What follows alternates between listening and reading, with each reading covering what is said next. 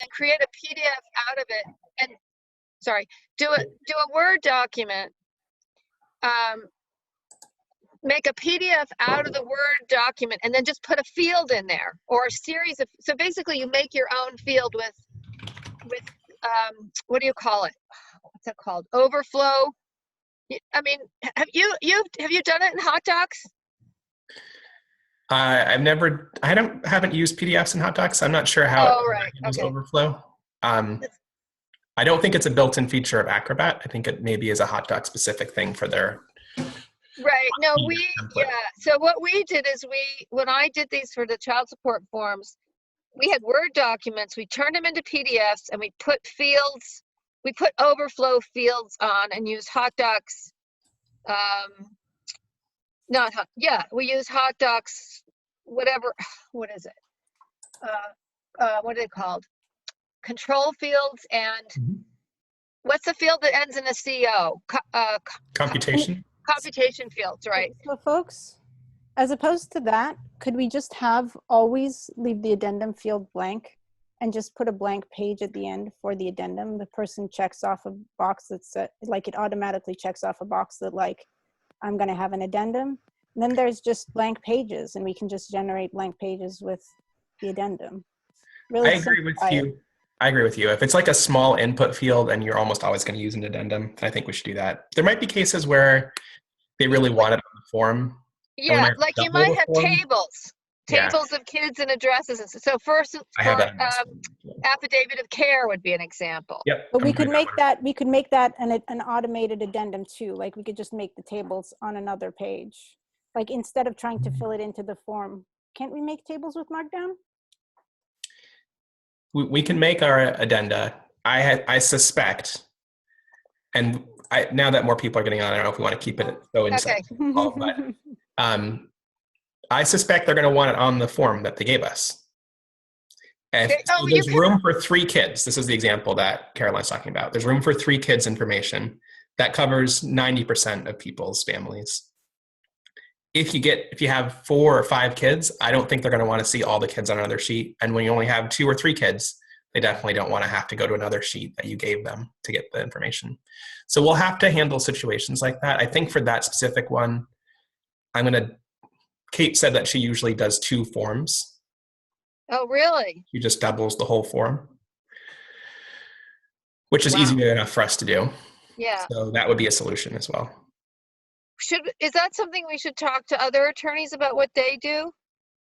Yeah, I'm going to hopefully get some time from some of the Suffolk family law attorneys starting tomorrow. So I'll have to see how much time they have to be another input on those kind of questions. I work with Katie Milton, who was a attorney at Casamarina, and now she's at MLRI. And so she's helped me with a lot of the specific, we wrote a lot of the text together on the 209A forms. So, and she's done, hundreds of these forms. But I think it's something to think about. And I don't know if you can come up with some sort of general procedure about how you're going to do addenda without looking at the various forms that are asking for addenda. It sounds like we should start coming up with some rules. And I think it's going to not be one scenario for every form, but there might be 3 or 4 solutions, and we'll have advice on which one to use for different forms. Yeah. I mean, because some of them, like Michelle's saying, is that there's just one big field, and it just, for example, the affidavit can just go on and on and on, and you just need more pages. Then other fields, also like financial statement, if people have multiple vehicles or something, the financial statement does ask for a lot of addenda. Yeah, it's kind of so I just wanted to put that out there. I want to say for now, it's going to be code. We're going to make code snippets that help people do that. And then later on, we can make those a feature of the generator. Oh, I don't even know if we'd ever be able to make it a feature of the generator. But oh, perfect. Good. Because it seems like a big ask for that. Yeah. But we could come up with some templates for an addendum and have the name of the form go in a special certain defined place on the addendum, and one standard template for every addendum. I have templates, I think, from my old child support days for financial statement. Sure. Okay. Sounds That'd good. that'd be useful. And then you can use, like, for example, you could use that for the affidavit in the 209A, but then there's little things like that whole impossibly small box for weapons on 209A page 1 is, I mean, and are I've we seen gonna, that. on that 209A page 1, the check boxes for the weapons overwrite, it's not very tidy. Or you're muted, Maeve. No, you're not muted. We're just thinking.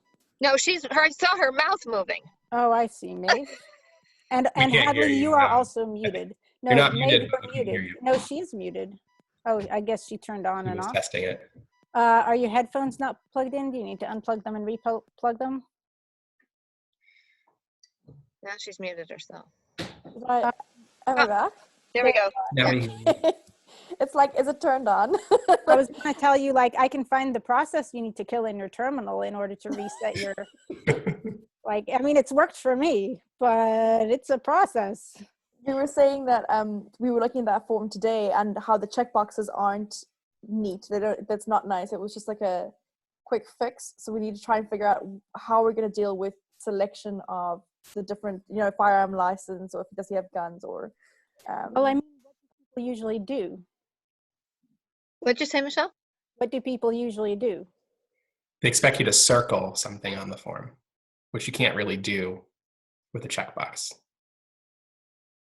You can't draw a circle programmatically either using the tools we have. Mm-mm. Yeah. Could we draw a rectangle the How size about- of the field? How about if you strike out the ones that you don't have? Just a thought. I mean, I'm just thinking, because I've dealt with these PDFs forever and trying to figure out ways. I mean, because affidavit of indigency used to be like that too. You had to circle the, what do you call it? The benefits that you had that made you eligible for affidavit of indigency. And then fortunately they changed the form. Yeah. What about, the other thing is, what about, since I think it's very similar information on defendant information form and page 1, you just, if any of those things are true, on page 1 of the complaint, you say, see defendant information page or something like that, because they're going to look at the information page anyway. I haven't done 258Es for years, so I don't know if that would be true on the 258E. I haven't even looked at the 258E complaint. But that would be, I think that might be an easy solution, because that information is really important for the police to have when they go serve the defendant. Yeah, well, that's a good question too. I wonder if one of the checkbox shapes that you can use, it doesn't have to just be the check mark or the X. Maybe one of those will look more like a circle, and we can make it really large so it's enough to circle the whole thing. I think. Circle. Oh, I see what I you don't mean. know if that works, but it's just an idea. Maybe I should try that in an actual thing. Let me see. Yeah, I mean, if you select it and it's a circle, then it's going to be filled in. So I have a more kind of a like different kind of question that I just want to, because this can go on for a while. Yeah. What happens after people turn in these forms? Do they have to go to court? Like what are we, Good question. like what is happening? Like what are these forms doing? They're letting people fill out forms, and then what does that let them do? So the court will be calling everybody who files, and they're going to probably set up telephonic hearings or make decisions on just the paper that they submit. One of those two things. Or video, right? Or video, I guess, is something. Are some of the Massachusetts courts doing that already? I wasn't sure. I think so, yeah. I know they're trying to. Katie just wrote 3 pages on what the probate and family court is trying to do. Nobody knows what the district courts are doing. I mean, probably David knows better than anybody what the district courts are doing. But probate and family court is, in theory, they're supposed to respond. So again, it's this thing about putting make sure your contact information, so when the courts get back to you, it's safe. So only put a phone number in that's safe, only put an email address in that's safe, that kind of thing. So anyway, Michelle, to answer your question, for 209, well, in general, the court's supposed to get back in touch with whoever's filing the forms, and then they're going to arrange either telephonic video hearing, or, as Quentin said, decide on the basis of the paper. Because these are emergency cases, right? Yeah. Yeah. Okay. Okay. That gives me a better idea. Thank you. That helps. Cool. I'm Sorry, go ahead. Go no, ahead. it's back. I'm digging on this thing, which really doesn't need to be on this call, but sorry.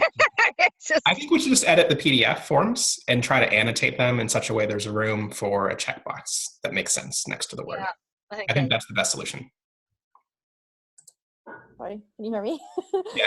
And will that editing the PDF at this stage, will that mess up anything in the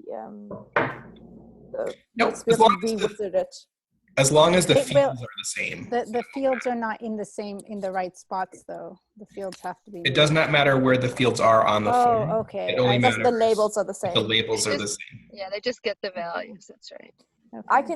I was having some problems with my Acrobat, but I think it seems like it's fine. I can take a swing at that, just moving it around and trying to.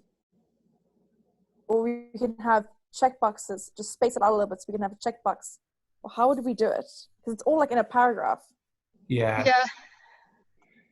Yeah. Is there room to put like a little checkbox right next to the word if you change the size of the fonts or add? But it will also be a little bit confusing then, I think. Well, maybe not that confusing if you just have it after each word, after each item. Each word.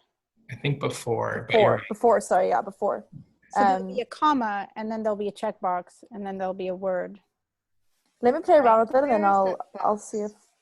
Oh, actually, the court has it. To my knowledge, the defendant possesses the following: guns, ammunition, firearms, and or license to carry. And then there's just a text field underneath. Yep. Yeah. So maybe think that forget the checkboxes and then create a text. I mean, but that text gets really small if you have a bunch. Yeah, that's right, small. well, that's very small. That's where either your addendum comes in, or you send people to look at the defendant information form, which is always filed with this form. So that goes into more detail about the guns that they have? Yeah. Oh, so it's information we have in two places. Exactly. Well, it's almost identical, but it serves the same. Let me get the defendant information form just so I can. How many? Well, yeah. Okay. But there are other forms where I know it does kind of expect you to circle something. So this might not be the only situation. There's one where it says like per week or per month. You can circle which one it is, or circle if you are the mother or the father, or Yeah. And the way that we're dealing with that is just by placing checkboxes over it for now. But yeah. So I think that makes the most sense. If you can make it clear that it is a checkbox, and when it's not checked, it means that it's not that selection, then I think that'll work. I think the default when you draw a checkbox is it doesn't have a border. So that's the thing I'm saying. It needs to have a border on it so you can tell it's a checkbox or an unchecked checkbox. Maeve, what's the form you're talking about? Okay, I'm going to quickly have a look at my history. What am I looking at? There are other things that I'd like to talk about, like at some point, like a maintenance plan. Like, what is that? Who can write something up like that for us? I've never had to do it, but I know it's a good idea. So many things. So many things. In very big picture, this is going to be a project that the Lit Lab will keep ongoing. Okay. So it'll be a funded project for. Assuming we get grant money. Assuming we get the grant money, which So, Caroline, it's the 209A defendant's child support affidavit. You can circle if you're the mother or the father, and you can circle your gross income if it's per week or per month, and gross expenditure. And Quentin, I'm going to give Maeve a video soon of us trying to work with Elizabeth, who does know how to program Python, trying to absorb what I'm doing with DocAssemble. So you can see what a new DocAssemble dev is going through, because it's a struggle. The execution order, I think, is the biggest, right? Yeah, right now it's the execution order. There are other things that will be problems as well, like how to iterate through objects. Oh, yeah. But so we need to like figure out some material to create that can help people, or we need to ideally draw from the existing DocAssemble community and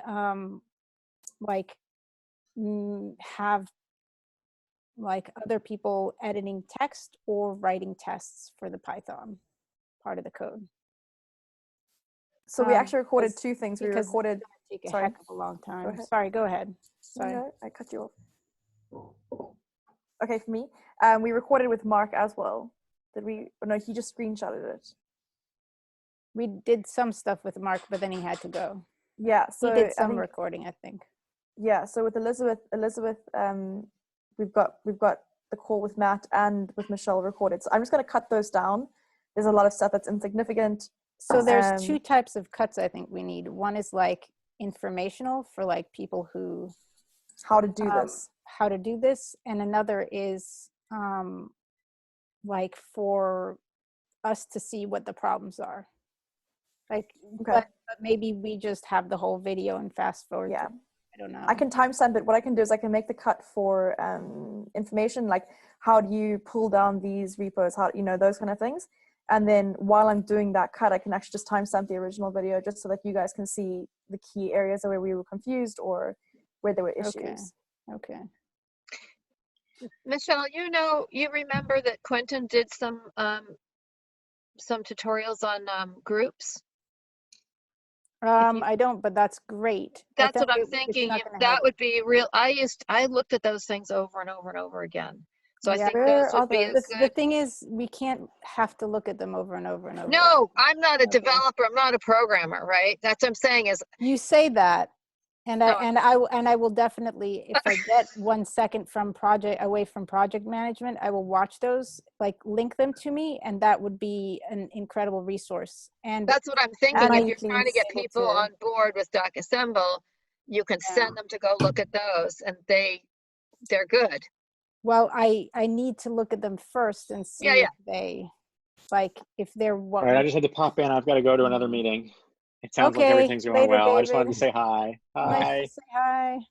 So I'm leery of making new content when there is a lot of content about those issues. I will look at that content, but so it's not just the video. There's blogs that I've done. There's the content on the DocAssemble help page. There's the class that I was building, and there are videos that Mark has that he's teaching with his class that maybe he'll be able to share. I know there were some issues with what his university wanted him to release. Yeah. So I want to keep the content we create really focused about being about our project and not like general. That's one of the main things, is that it needs to be, this isn't general learning. It needs to be very specific to what we're doing if we want to get people on board. If they're just learning DocAssemble, then that stuff is awesome. But I have to watch and see if it's specific enough that they will actually be able to do what we need them to do in the time that we need, right? It's supposed to be almost tailored to this project so that they can quickly pick up how and when and why. Yeah, I think that's exactly the kind of content that we want. Stuff that's like, here's what you need to change, which I know that's hard because you give someone something they've never done before and they can freeze if they don't know what things are important and what things aren't. So that's what I think. Not just that, sometimes you can't move forward. Sometimes you're just stalled because you don't know where to go next to find the information you need. And sometimes it just leads you down rabbit holes that you can't find your way out of. Like, I am that kind of learner, and I remember being kind of a new learner in these spaces, and it is tough. Like you can just end up not getting to the other side of it. Absolutely. If like we it can't be a general lesson on like, this is how you use groups, unless it's like 5 minutes long. Mhm. It needs to be a like, this is how you make iterate through an address, or this is how Right. you make Yeah. an address. So what is your proposal, Michelle? And what are and let's My figure out, like, proposal how is we I can go do watch it. my proposal is that if I have the freaking time, I review those videos and that documentation, or maybe that we send Elizabeth through them and see, or Maeve through them as experiments, if they have the kind of the time and the patience for that. And we identify which ones are good the way they are and which ones need to be tailored. So I'm not saying we get rid of the current documentation. I'm just saying we need to assess what other documentation we need. What other like knowledge base like materials we need. Do we know who would work on this content? So I suspect it would be me and Maeve, and over time, people who learn how to do it. Okay. People like Elizabeth and people who are new, who've figured out the problems that we're encountering because we're new. Like if we need help, if like I need help because I haven't worked with groups before, which like I'm starting to grasp that because of the conversations we've had. So that's getting better. But if like we need help in understanding enough to make the tutorial, then I will come to you, and you can teach me a lot faster than you can teach a beginner, or than you can make a tutorial. And then I can get it through the pipeline. Sure. That's the plan. And just so you know, I've been teaching all of my students this over the last couple of weeks. Yeah. The ones that have repeated information in there. So I have some idea about what some of the problems that people have conceptually are. That's awesome. That's awesome. Yeah, we just don't have like, Not all of it's written. when we do have a couple weeks, or like we should like have like an eye out for when we do have a couple weeks. We should like say, okay, now we have a couple weeks, let's teach some people so they can teach some other people, right? The thing is too, is that schools are getting out soon, right? I mean, it's the middle of April. They get out sort of beginning mid-May. And I think a lot of kids, MIT kids and others, their internships are kind of up in the air. They may be working remotely, they may not be. And Kendall, who I work with, Michelle, he's amazing. And he's really interested in he wants to be a teacher eventually, and he will be incredible. He's an incredible teacher. And so he might be a good You might be able to understand it and then make documentation. Understand it. He knows it almost as well as Jonathan. I mean, he really understands doc assembly. Wow, that's or he just knows it amazing. intuitively. Or he just says, oh, I mean, If it's like he knows Quentin. it intuitively, that sounds terrible, but okay. No, he's just brilliant. I mean, he's like in a different sphere. And, okay, as long as he can communicate with that's with what I'm everybody saying. else's He's one of the sphere? few Okay. people who's Okay, up here thinking perfect. wise and can explain it to anybody. Yeah. So that's what I'm saying, is his documentation is superb. And I know he's interested in it, but he's spread in 15 million directions and gets overcommitted and things. But I Yeah. think this summer, he doesn't really know exactly what's happening with his internship. He probably will be able to work remotely, but if he's not, he would be somebody to try and pull in and not pay him as work study. But if we could pay him, that would be, Yeah. he's worth more than ever. He's worth his weight in gold. Of course, he only weighs 4 pounds, but Yeah. It's what he looks like. Yeah. Okay. So I think that sounds like a plan for those things. And yeah, as soon as we can get Kendall on board, that would be amazing. well, I'm just thinking the I can time. make- If I you're can make thinking about instructive- summer, you'll have more people like that. Yeah. And I People can who make finish school and don't have their internships lined up, people that can't do their internships remotely, or their It makes internships have sense. dried up. So what you're saying is when the summer starts, that's when the real work begins. of getting the people on board with this stuff, and that's good. Well, you might have a It'll lot be more exhausting, but it'll resources. be good. Huh? You might have more resources then, that's what I'm saying. Well, the beginning of it, we won't. At the beginning of it, we'll have to spend a lot of time creating those resources. Then we will. Then we will have more I resources. meant people when I said resources. I mean people. Okay, so yes, we'll have more people. It's true, which are not the same as resources. Yeah, At least resources. at least at the start, especially with volunteers and especially with students. I work with students all the time at Code for Boston. It's a struggle. So this will be a slightly different scenario, and maybe we can get through it that way. Like there are definite differences that I'm hoping will make a difference in this situation, but like that is a very unique challenge of volunteers that are students in a skill-based situation. Anyway, so yes, if we want, we can concentrate for now on just us coding them. Like if we want, that's what we can do. Like just Matt, when he,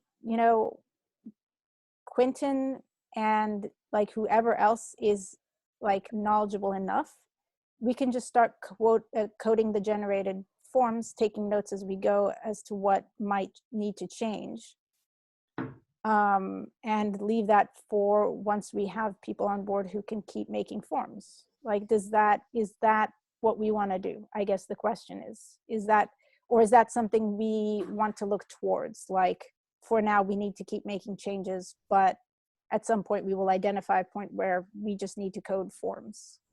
Like, where is that? Like, is that a stage that we're going to reach?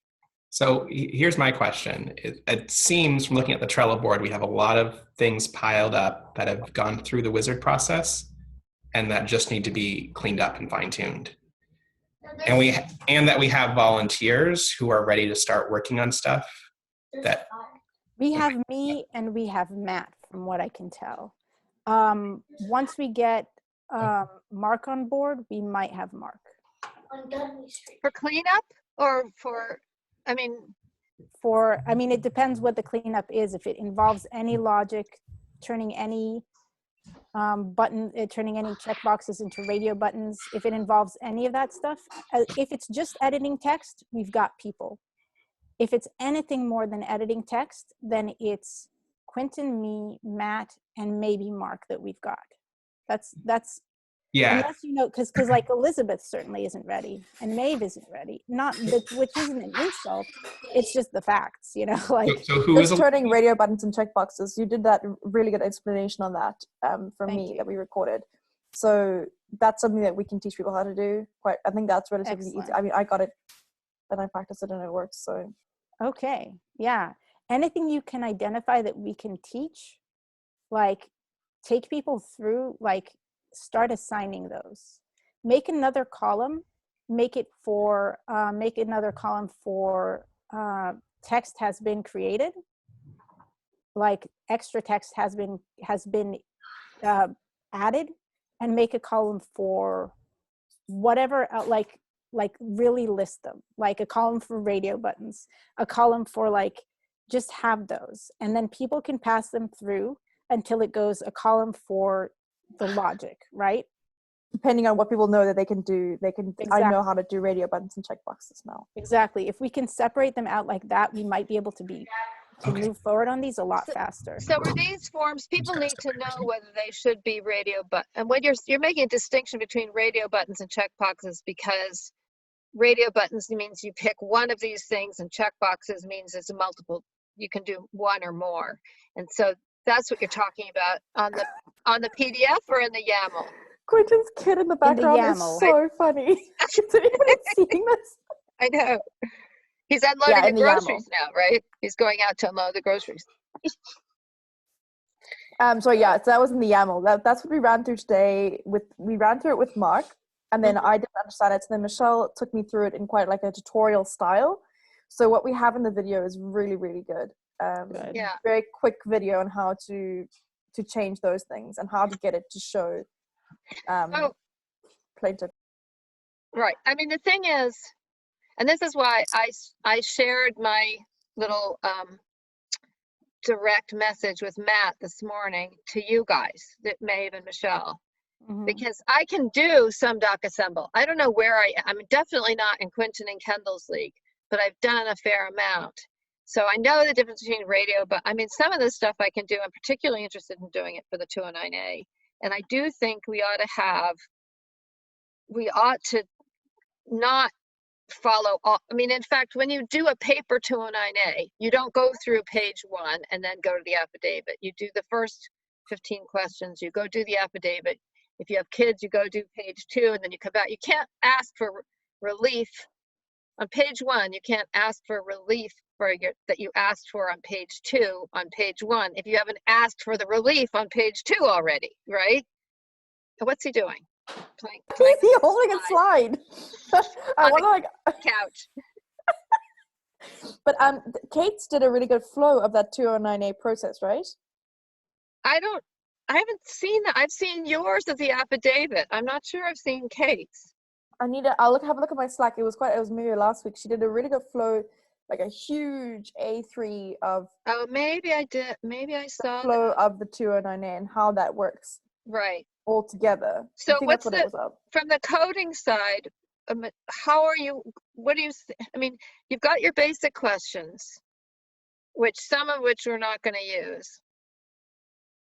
He's going to jump out at them when they come through like a cat.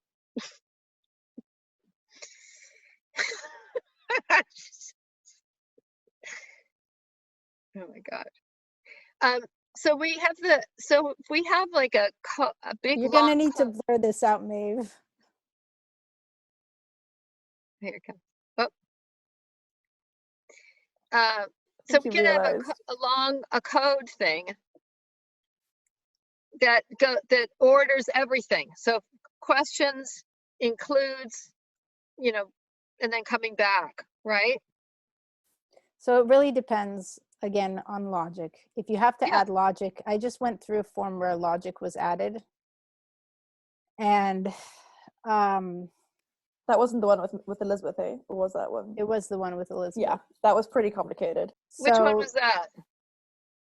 So that was the 209A something or other. Affidavit, probably. That's where the logic. I don't think with so. With the ammunition, disclosing care. Yes, that one. Yeah, that's an insane one.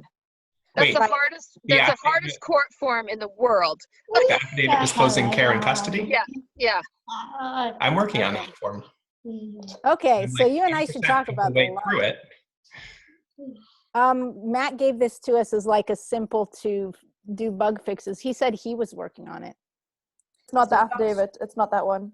It's not the affidavit of care. I'm going to tell you what it is. 1 second. Matt was doing the plaintiff's affidavit of a request for financial support, wasn't, or confidential form. It's the 209A page 1. It's the disclosure of it's confidential something or other. No, wait a minute. You're talking about page 1. There's page it's got 1. like ammunition. It's got complaint for protection. It's got like you don't want to share their address with. That's page 1. That's page 1. That's basically, if you think about it, if you don't think about the basic questions, page 1 is really the umbrella for the whole package. And that's what I'm suggesting, is that you go through the question, and this would be logic, and there's a lot of logic in there that he was working on.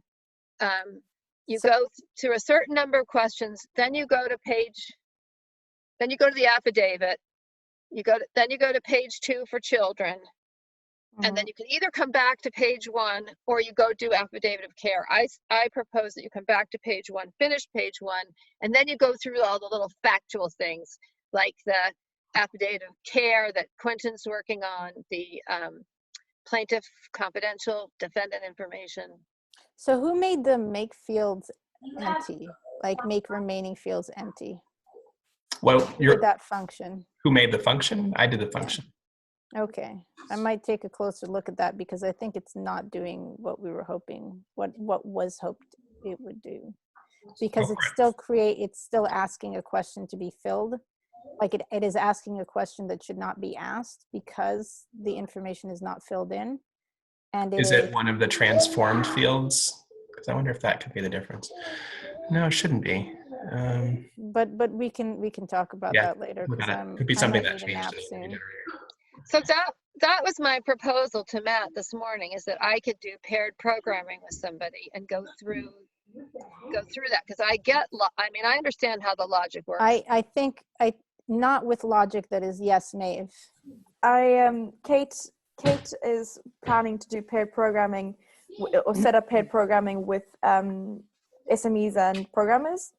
So I was actually going to ask your availability. She said in the next week, so Quentin and Michelle, and then they'd pair you up with, they've got 4 new SMEs. So Caroline, you could also be one of those SMEs that does the paired programming.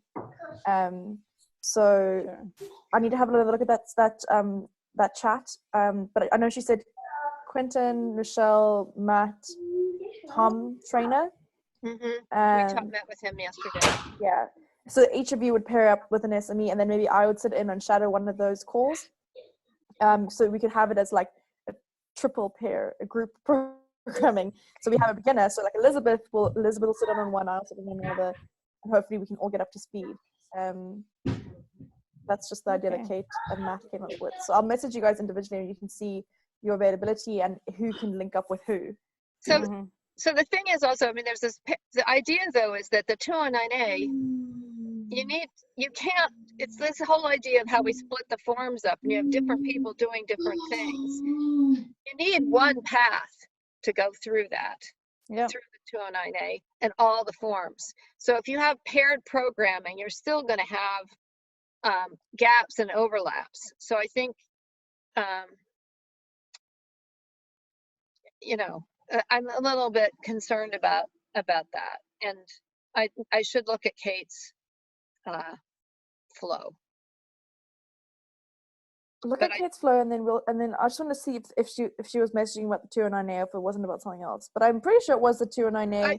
It sounds they're getting actually more family law SMEs on as well, so that's why it just seemed like. But I do hear your issue is that we split it up artificially to start. And now if we still continue on the split up basis, we're still going to be running into these issues. Yeah, because the logic, there has to be one path with the logic, what you do when and how you ask these questions. And some of those questions don't need to be asked, and some of the questions can they be grouped by, can the questions be grouped by form, or do the questions need to be out of order of the forms? Somewhat out of order. So some forms are fine, you just go straight through them. So those can be separate because we can just call on their logic. They can separately. be, you can have them just. So if you can identify which ones can be separate, that would be really helpful. Ones with children, am I correct in saying that? Well, let's not go into that right now, because. Well, could we have a 209A team? Would that be okay? So then we just have the people who are working on the 209A, and then we could have a conversation about how to do the 209A. Because I think that. So the other thing is, just before I forget, I want to totally change subject. Quentin, can you include MAID as part of this project? So if people are getting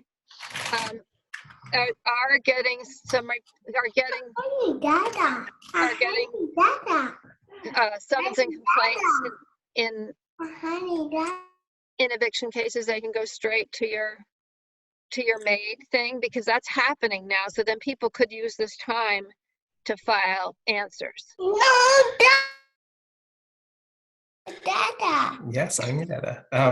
So I think the answer is they only want us to allow them forms that they identified to be emailed to them. So I don't think that includes a summary process answer or discovery request. Right. They did not want to even have the claim for relief on the TRO. Right. Did you see that TRO booklet that the housing, that's like a gazillion housing people worked on specifically for the emergency cases? I just saw the one that people had uploaded on our Trello list. Oh, right. Okay. So that's the one. That's right. Right. Okay. Never mind. Yeah. So maybe we should talk to the housing people who are talking to housing courts and see if they can get the court to ask you to do the answer. Just because people are are still getting served, aren't they? And they don't know what to do. They're panicking. And this would be a good time for people to answer those. I mean, if they're No, stuck you're at absolutely home, right about that. then Yeah. then they have something they can actually do, so they're not freaked out when they're getting the summary process, service summary process. So definitely, I'd like to do that. I think it needs to be a conversation with the court to see if they're willing to open things up in that way. Yeah, yeah. And I think that part of their trust for this process is that they already are familiar with MAID, so they have seen it and understand it. Right. So that might be more likely. But I think they also don't want to have people use this emergency email process for delivering too many forms, even though we're not the only place that can do it because the emails are public. Right. Anybody who found those emails could start emailing stuff in. Mm-hmm. But they're going to especially look out for ones that come from our project. What I was going to say, sorry about MAID, is that it's a good thing to show people who are new to the project and say, this is the kind of where we're going, this is where we're aiming for, because a lot of people aren't watching that introductory video from the first meeting that we had, where I think it was mentioned. So just to give people an idea of where we're going to end up, because at the moment, you know, that might just seem a little bit like, I don't know, MAID is just really good. And it's, yeah. And especially if you're working on only a zoomed in portion of the project. It can be hard to see where you're going to end up. So that's how I'm using it, is just showing people that this is where we're going to hopefully end up. Do you think I love MAID, but it's very long. Do you think it would make sense, since the TRO is a soft launch, to show people the TRO instead? Do you think it's good enough to go that we can show people? I do. I mean, it doesn't show off much ambition because it's a so small scope. Yeah. But people can see the features of it at least. So, I mean, they can get through it really quickly, and then they've got something at the end, and I think that's a really good demonstration. I wanted to flag one thing. So I love we're coming close to the end of what could be a stand-up meeting now. Yeah. Sorry. Okay.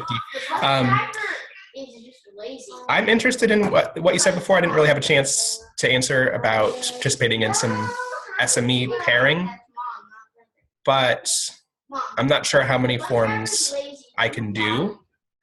So is the idea to have another programmer who's a starting programmer to be able to ask questions in the sessions, or to make meaningful progress in the forms? No, the idea is definitely to make meaningful progress. You can just hear him shouting there. The idea is to make meaningful progress. So it wouldn't be a case where the beginner programmer is going to be asking questions. I think maybe what they could do is they could note down questions that they have. You know, just not to slow down the process. The idea of this, I think, is to try and power through these. I don't think it's necessary that a beginner can or needs to sit in, but it's a good opportunity for them to. So would our more experienced developers be there to help someone who's just starting to make that progress, or are we taking on the forms as well? I think you're taking on the forms. Okay. So I could do one next week probably, because I think I'll be finished with 209A page 2. So how about this? We take on one with Matt, me, you, and maybe Mark. So it might need to be early in the morning or late at night. And maybe some beginners in to watch as well, but we use that time for us to more fully understand your vision of how this goes on a practical level, which I know you love the abstract level, but it will help us on a practical level. And then hopefully we will be able to do the same with people who are less experienced shadowing us, and we can see how that can move forward. We just have to start from a good foundation at the very least. And then I think we will be able to move forward. Like without that, I'm not sure if we can move forward, basically. So I'm just, what I'm saying is I don't think we could get 4 new forms started next week I think we could if we have enough capacity, but I can't start 4 new forms. Sure, and that's why we'll be on the first call, right? So those programmers will be, and Tom will be on the first one, and then go through that together, and then branch off and do. We will branch off. So this I is think to that- figure out the process essentially of like how to, Right, but not with beginners. but not with beginners, Right. with more experienced people. Okay. Yeah. All right. Yeah, I could do that. I have to figure out the exact days that would be best. Some days I have my little one in the morning, and some days I do not. Those are different availabilities. Yeah. Yeah. I think, okay, so I'm just looking at Kate's message here. She just says that it is to try and finish these 209As. They're going to try and do paired programming. And so they're getting in some more SMEs, so it's not going to just be on you, Caroline. There's going to be other ones as well that can assist. But I'm going to message you guys about that just in the Slack. I think that that's a conversation that can take place over there. So I started looking at trying to do a little bit of the doc assemble about the logic in a 209A page 1, because some of those questions need to be broken up. And It's they a need fool's to go, errand. well, it's really difficult for people to answer the questions as they are now. No. I'm not saying we don't do it. I'm just saying that I'm not sure. We need a structured architecture to make sure that this can run without bugs and that this can be maintained as changes happen. Right. Like, so if you have experience with that, that is awesome.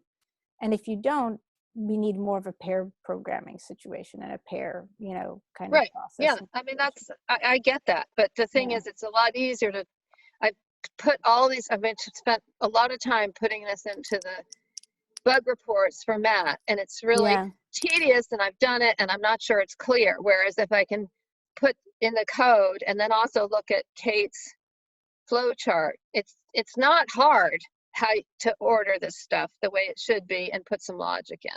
So I would like to do some paired programming. Also, I think that there should be like one big YAML that organizes everything in the package. And then some of those, as we said, identify the specific forms that can be standalone, and some of them. So do you think you can have those identified? Identified. Okay. Okay. So if you can document that would be really helpful. Yeah. So do you think you'll be able to document it by, when is the next thing that we have to do? Tomorrow? Yeah, I'm just not quite sure how to do this. If I just sit down and talk to somebody. I talked to Kate about it last week. I tried to explain it to her, and I gave Maeve, just go look at this. Here it is, but it wasn't very well ordered. But I think I'm doing it in the docassemble code a little bit, and so it just says, here are the questions you ask. After you've asked this question, you go to this form. Then you ask all the questions in that, come back, answer some questions. Go to that form, come back, answer these questions, that kind of thing. So it's very straightforward. And I think that I've sort of put it into the message I sent to you, that I sent to Matt this morning and copied you guys on it. Okay. So those things are, I think it's fairly clear from those. And if you don't understand it, then I'm happy to elaborate. Okay. All right. I don't think I was part of the group that got it, but if I am, then I've misplaced that I might not have done it right, because I put share this, it was a direct message with Matt, and then I just put share with Michelle and Maeve. If it was a direct message with Matt, then we wouldn't have gotten it, because it doesn't let you share outside of the private channel. It probably just ended up sharing inside the private channel. So if you have a private DM between two people, you can't share outside of it. You can copy and paste outside of it, but you can't share the contents outside. So why does it have a share button then? Well, the share button just displays it again. So like if you put something earlier and you don't want to repeat it again, you can just share it and it'll show it again, and you can be like, this is what I said all earlier. Right. So I'll copy and paste it to a 3-way. Sure. For us, yeah. Or a multi-way. So I'm not opposed to adding more channels. Some other people seem opposed to adding more channels, but I think that some more channels might help, some more specific channels. It can't go crazy, but. So it's just a matter of exhaustion. I think so. DMs aren't necessarily better than more channels, because there's just so many places you can look. Right. It becomes a little exhausting to try to track down the thing that you remembered. Especially I'm not quite sure how to search as well. Quentin, should I ask Lily to get in touch with you, or should she talk to Maeve and Michelle? Is it about the progress that she's making on the financial statement? It's a financial statement, and then also this whole issue of addenda. I don't think we've come up with solutions. So if she would like just to bounce an idea, then that makes sense. Okay. All right. Once she's back online and communicating, I will send her to you, and I'll try to get her to join Slack and reach you. Is that the best way for her to reach you, through Slack? Or should she just email you? Email is good too, and it's fine. Okay. Never And email just me. need to, like, if she had an idea I for how won't to get tackle it. it, we could say what we think about how it will fit with our system, but I think it should, whatever she comes up with. Okay. Guys, I'm very conscious of everyone's time here. It's been an hour. Yeah. So I think I'm going to reach out to you guys on Slack about the paired programming that I've spoken to Kate about. And other than that, obviously everything else can go on Slack. All right. Okie doke. Yeah. Good. That sounds good. Okay. Thank See you ya. very much for all the work you're Yeah. doing. It really wouldn't be able to go without you. Yeah. Maeve, Thanks, since everybody. Maeve is there all the time. Yeah. Bye. Bye, guys.